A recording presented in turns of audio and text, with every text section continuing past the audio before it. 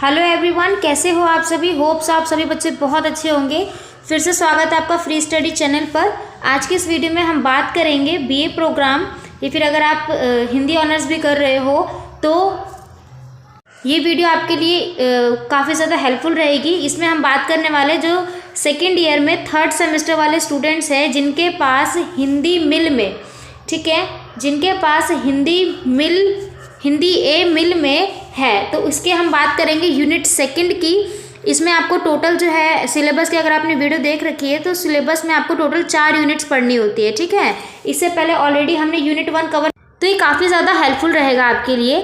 ये जो है हम बात करेंगे इसमें BA programme second year third semester वाले स्टूडेंट्स के लिए होगा ये, जिनके हिंदी मिल में, किसमें, हिंदी मिल में, जिसके हिंदी मिल में और हिंदी ऑनर्स भी ले रखे तो भी ये इनफ है आपके लिए। हिंदी मिल में यूनिट सेकंड की हम इस वीडियो में बात करेंगे। इससे पहले ऑलरेडी यूनिट 1 करवा रखी है। अगर आपने सिलेबस की वीडियो देखी है तो आपको पता होगा इसमें टोटल आपको 4 यूनिट पढ़ने हैं, जिसमें से यूनिट 1 करवा रखा है, यूनिट सेकंड आपका, ठीक है। तो इसमें हम बात करेंगे किसकी, हिंदी उपन्यास का विकास, ठीक है, हिंदी उपन्यास के विकास के बारे में हम पढ़ेंगे। इससे पहले जो यूनिट 1 था उसमें हमने किसके बारे में पढ़ा था, गद्य के बारे में पढ़ा था कि गद्य का विकास कैसे हुआ था, जो गद्य है वो कैसे कैसे बढ़ा। तो अब हम देखेंगे कि हिंदी उपन्यास का विकास किस रूप में हुआ। देखो यहाँ पे ना, वैसे तो आपको, अगर आपको ये पूरी किताब पढ़ने को दी जा रहा है तो मैं रियलिटी बता रही हूँ, आपको कुछ भी समझ नहीं आएगा, वहाँ से कुछ भी नहीं आएगा, है ना, क्योंकि वहाँ पे कुछ इस टाइप से लिखा ही गया है। तो इसलिए मैंने यहाँ पर शॉर्ट नोट्स बना रखे हैं ताकि आपको चीज़ें बहुत अच्छे से और बहुत आसान से मैं छोटे तरीके से आपको बता दूंगी, ताकि आप एग्ज़ाम की क्वेश्चन को अटेम्प्ट कर सके। यहाँ पे मैंने सिलेबस को भी कवर टारगेट नहीं लिया है, सिलेबस को भी कवर करवाने के पीछे नहीं हूँ मैं, हिंदी में खासकर तो, ठीक है। बाकी आपका हिस्ट्री पॉलिटिकल का तो हो ही चुका है। हिंदी का मैं सिलेबस की बात नहीं कर रही हूँ, हम सिर्फ बात करेंगे इंपॉर्टेंट क्वेश्चंस के पैटर्न की, ठीक है। इंपॉर्टेंट क्वेश्चन जो भी होंगे वो डोंट वरी, वो सारे कवर हो जाएंगे और उन सभी के अकॉर्डिंग कौन कौन से आंसर कैसे कैसे करने हैं ये भी आपको पता चल जाएगा, ठीक है। तो मैंने सेकेंड यूनिट इसी तरीके से शॉर्ट नोट्स बनाए। इसमें देखो गद्य के जो विभिन्न रूपों का परिचय है ना, वो किस रूपों में देखा जाता है। कुछ गद्य हमें नाटक के रूप में मिलेंगे, कुछ उपन्यास के रूप में मिलेंगे, कुछ कहानी, कुछ एकांकिकी के रूप में, कुछ पे निबंध में लिखे जाते हैं और कुछ की आलोचना करके भी लिखा जाता है, ठीक है। तो ये है, आप ये नोट डाउन कर सकते हो बहुत आसान तरीके से, इतना आसान से समझ आ गया होगा और कुछ भी नहीं है इसमें। अब देखो हिंदी उपन्यास को जो विकास हुआ उसको 3 भागों में बांटा गया। एक है आपका प्रथम चरण, दूसरा है द्वितीय चरण और तीसरा है तृतीय चरण, ठीक है। प्रथम चरण को भारतेंदु युग भी कहा जाता है। अगर एग्जाम में बोला जाए प्रथम चरण तो ऑटोमेटिक समझ जाना आप कि भारतेंदु युग की बात कर रहा है। अगर बोला जाए द्वितीय चरण तो समझ जाना प्रेमचंद्र युग की बात कर रहा है। अगर बोला जाए तृतीय चरण तो समझ जाना प्रेमचंद्र के उत्तर युग यानी प्रेमचंद्र के बाद की युग की बात कर रहा है। इसको सिंपल से याद रखो, सबसे पहले कौन आएगा, भारतेंदु, उसके बाद कौन है, प्रेमचंद्र। यानी कि जो हिंदी उपन्यास का विकास हुआ सबसे पहले भारतेंदु के युग में हुआ, उसके बाद प्रेमचंद्र के युग में ही रहा, और उसके बाद जो विकास हुआ प्रेमचंद्र के बाद यानी कि प्रेमचंद्र उत्तर युग में हुआ। यहाँ तक कोई डाउट होप सो नहीं होगा। अगर नहीं समझ आया तो वीडियो को थोड़ा सा स्किप कर लो और दोबारा सुनो उस चीज़ को। तो अब हम अच्छे से समझेंगे भारतेंदु युग यानी कि प्रथम चरण को।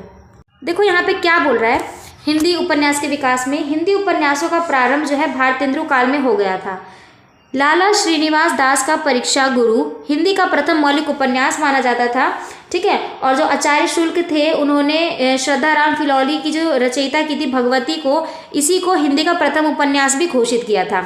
ये एक सामाजिक उपन्यास था। कौन, भगवती जो थी, भाग्यवती जो लिखी गई थी, वो एक सामाजिक उपन्यास था। इसमें सत्य के बीच में जितने भी गुण होते हैं उनकी चर्चा की गई थी। होप से यहाँ तक कोई डाउट नहीं होगा। कुछ ध्यान नहीं रखना, ये ध्यान रखना, उपन्यास का जो विकास है किसके काल में, वो भारतेंदु के काल में। इन्होंने पहला जो मौलिक उपन्यास लिखा था वो क्या था, भगवती, जिसमें किसकी बात की गई थी, सामाजिक उपन्यास की, ठीक है। समाज के ऊपर लिखा गया था, भाई समाज में क्या क्या होता है, कैसे कैसे होता है, कैसे कैसे लोग रहते हैं।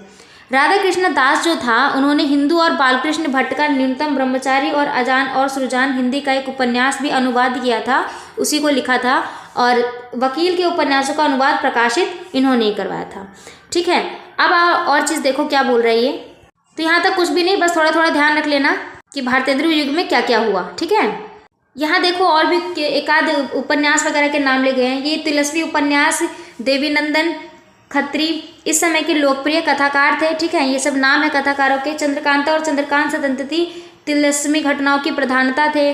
किशोरीलाल जो गोस्वामी थे वो उपन्यासों में लिखते थे। ये माधवी और माधव उन्होंने ही लिखा है। इस तरीके से 3 उपन्यास के रचयिता भी है वो। सुदामनी है, ये सब राधा कृष्णा दास कृत है। इसके अलावा ये निस्सहाय हिंदू इसी काल की रचना है। अयोध्या सिंह जो उपाध्याय हैं, इसको भी 2 उपन्यास, ठेठ हिंदी का ठाठ और अधखिला फूल, इसी काल की जो है कृतियाँ है। तारामती, बुढ़ापे का ब्याह, चंपा, कनकलता, कश्मीरी पतन, चंद्रलोक की छाया इसी युग के उपन्यास है। तो कुछ यहाँ पे कुछ याद मत रखना, आप बस 1-1, 2-2 उपन्यास याद रख लो ताकि आप जो आंसर राइटिंग करो ना तो थोड़ा थोड़ा वो और ज़्यादा अट्रैक्टिव लगे। ठीक है, आंसर राइटिंग को और बड़ा भी करके लिख लो। तो 1-2 उपन्यास याद रख लो और कुछ नहीं। अब देखो, जो दूसरा युग था, मैंने आपको दिखाया था ना, दूसरा युग कौन सा था? प्रेमचंद्र का युग था, जिसको हम द्वितीय युग के बाद में बोला जाता है। ठीक है, भारतेंदु के बाद जो दूसरा युग आया था उपन्यास के विकास में, वो था प्रेमचंद्र का युग।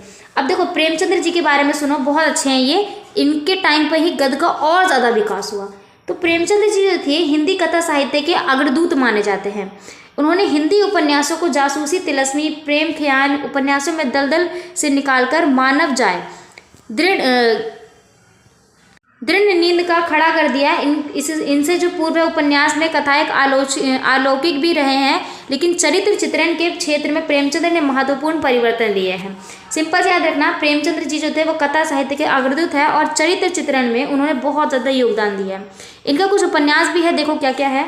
इनकी दृष्टि से महलों से लेकर झोपड़ियों तक तथा खलिहानों से फैली है। प्रेमचंद्र ने हिंदी में 11 उपन्यास लिखे। कितने? यहाँ पर ये लाइन इंपॉर्टेंट है, 11 उपन्यास लिखे। सेवा सदन हो गया, प्रेमाश्रम हो गया, रंगभूमि, कर्मभूमि, कलाकल्प, आपने ये सब 11वीं में भी पढ़ा होगा, 11वीं-12वीं में सब पढ़ा हुआ है। निर्मला हो गया, गबन हो गया, गोदान हो गया। इसमें से सबसे ज़्यादा जो महत्वपूर्ण है ना गोदान, क्योंकि गोदान में जो बातें कही गई है ना, वो बिल्कुल समाज की बिल्कुल छवि निकालता है। ठीक है, समाज में क्या क्या चीज़ें होती थी, कैसे कैसे लोग रहते थे, हर एक चीज़ बहुत अच्छे से बताया। तो गोदान जो है ना बहुत ज़्यादा प्रमुख है। कला की दृष्टि से प्रेमचंद्र जी का जो पहला पुराण उपन्यास था, उसमें उन परिस्थितियों पर विचार किया गया जिसमें वशीभूत होकर समाज की कुछ जो भी वैश्य बनाने का जो बाध्य किया जाता है, यानी कि इसमें स्त्रियों को लेकर के जो भी बातें की गई थी वो लिखी गई थी। प्रेमाश्रम में भारतीय किसान की दरिद्रता की समस्या दिखाई गई। निर्मला, दहेज तथा जो विधवा विवाह होता था उसके दुष्परिणामों का उद्घाटन किया गया। यानी कि जो प्रेमचंद्र लिखते थे ना, पूरी समाज के बारे में ही लिखते थे कि समाज में कैसे कैसे लोग रहते हैं, किस तरीके से उनके साथ अत्याचार होता रहा है। रंगभूमि इनका सबसे बड़ा उपन्यास है। इनका जो नाटक था सूरदास और घटना स्थल काशी समीक्षा का जो गांव था पांडेपुर, गबन में दिखाया गया है। ठीक है, जो मैंने आपको बताया गबन के बारे में, इसमें जो है आधुनिक प्रेम, आभूषण प्रेम, गृहस्थ जीवन के बारे में भी बताया गया है। गोदान जो था, गोदान प्रेमचंद्र का ही नहीं, हिंदी का सर्वश्रेष्ठ उपन्यास है। ठीक है, गोदान की बात की, जो गोदान बताया था मैंने अभी आपको कि सबसे ज़्यादा ये प्रमुख रहा है, क्योंकि इसमें समाज की बिल्कुल प्रतिबिंब निकल के आ रहा है, ऐसा लगता है इसको पढ़ने पर। तो सबसे सर्वश्रेष्ठ उपन्यास है। इसमें ग्राम जीवन की समस्याओं में, जैसे जमींदार किसान संघर्ष, जो छोटे किसान होते थे और जो जमींदार होते थे वो किस तरीके से उनका शोषण करते थे।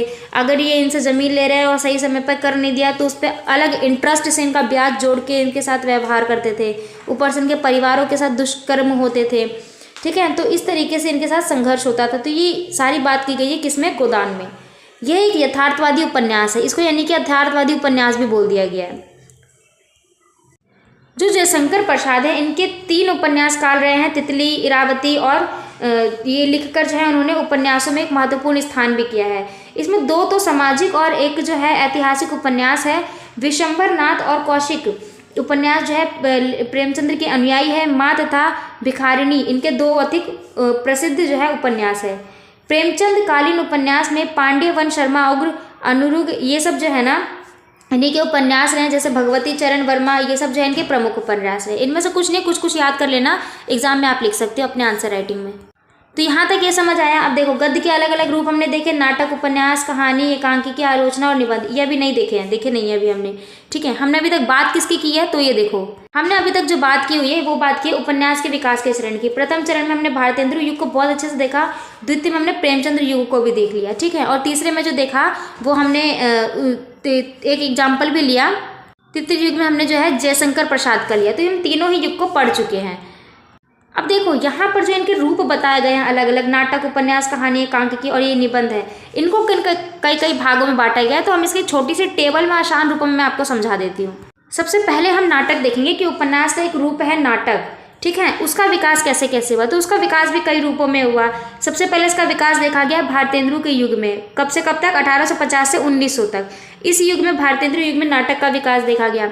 इसके बाद देखा गया द्विवेदी युगीन नाटक में, जो 1901 से 1920 तक रहा। उसके बाद देखा गया प्रसाद युगीन नाटक में, ठीक है, ये सब इन्हीं के लेखक थे, इन्हीं के टाइम पे हुआ है ये नाटक का विकास, जो 1921 से 1936 तक रहे।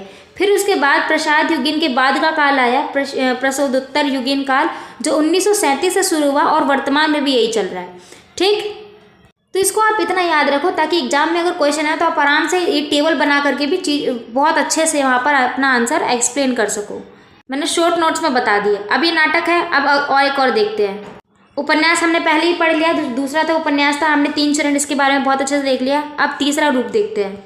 तीसरा जो रूप है वो है कहानी का। कहानी को भी 3 भागों में, 3 कालों में बांटा गया है। प्रेमचंद्र से पूर्व की कहानी, यानी कि प्रेमचंद्र जो थे वो कहानी लेखक के सबसे बड़े प्रमुखता माने जाते हैं। तो इनसे पहले की कहानियाँ, प्रेमचंद्र के उत्तर हिंदी कहानियाँ, ठीक है, प्रेमचंद्र के काल में, और उसके बाद में जो नई नई कहानियाँ आई है वो, ये हो गई कहानी का विकास। अगला देखते हैं। अगला है एकांकी का विकास। एकांकी के विकास को भी 3 भागों में बांटा गया है। भारतेंदु युग, प्रसाद युग और प्रसादोत्तर युग, ठीक है, इन 3 पार्टों में इसको भी बांटा गया है। अगला भाग देखते हैं। एकांकी के बाद एक रूप और निकल के आता है उपन्यास का, वो है निबंध का रूप। गद्य का रूप जो निकल के आता है वो है निबंध का विकास। इसमें क्या है, भारतेंदु युग में इसका भी विकास हुआ। देखो भारतेंदु युग बहुत ज़रूरी है, तो 1-2 इनकी रचनाएं याद रख लेना ज़रूरी है। द्विवेदी युग में भी इनका विकास हुआ, शुक्ल युग में भी, और शुक्ल युग के बाद यानी कि शुक्लोत्तर युग में भी इनका विकास हुआ। तो अगर हम यहाँ पर देखें, हमने नाटक का विकास देख लिया, उपन्यास का भी विकास देख लिया 3-3, 4-4 भाग में, कहानी का भी, एकांकी का भी और निबंध का भी, ठीक है। तो इस प्रकार से हमने ये जो है विकास देख लिए। तो यूनिट 1 आपका खत्म हो चुका है। अगर आपके पास अभी भी कोई डाउट वगैरह है तो बच्चों आप हमारे टेलीग्राम ग्रुप को ज्वाइन कर लो, अगर आप हमारे चैनल पर नए हो। बाकी वीडियो आपको कैसी लगी फटाफट कमेंट बॉक्स में कमेंट करके ज़रूर बताओ। फटाफट मिलेंगे हम यूनिट 3 के साथ, और अब हम आपके आंसर राइटिंग प्रिपरेशन करवाना शुरू कर रहे हैं, ठीक है। वीडियोज़ मिल जाएगी आपको, डोंट वरी। अब हम इंपॉर्टेंट क्वेश्चन पर काम करेंगे। तो ये वीडियो आपको कैसी लगी? वीडियो पसंद आए तो वीडियो को लाइक कर देना, ज़्यादा से ज़्यादा शेयर कर देना, ताकि अदर स्टूडेंट्स तक भी पहुंच जाए ये वीडियो। और चैनल पर नए हो तो चैनल को सब्सक्राइब कर देना। तो मिलते हैं अगली वीडियो में, तब तक के लिए बहुत बहुत धन्यवाद। Thanks to being here, thanks for watching.